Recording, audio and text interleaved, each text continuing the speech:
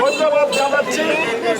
আজকে চট্টগ্রাম মহানগর একটা বিপ্লবী পরিবর্তন এনেছে। ওয়ার্ড কমিটি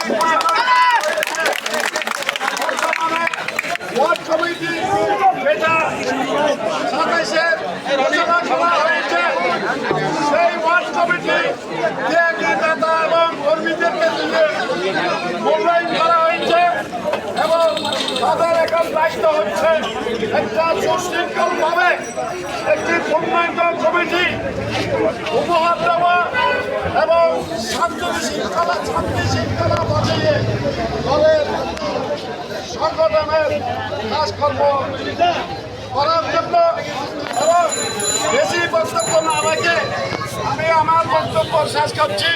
একটা জিনিস আমি আহ্বান জানাচ্ছি, বর্তমান নবনির্বাচিত কমিটি আশা করি ইনশাআল্লাহ সুস্থ এবং সুন্দরভাবে শৃঙ্খলাভাবে তাদের কাজ তারা চালিয়ে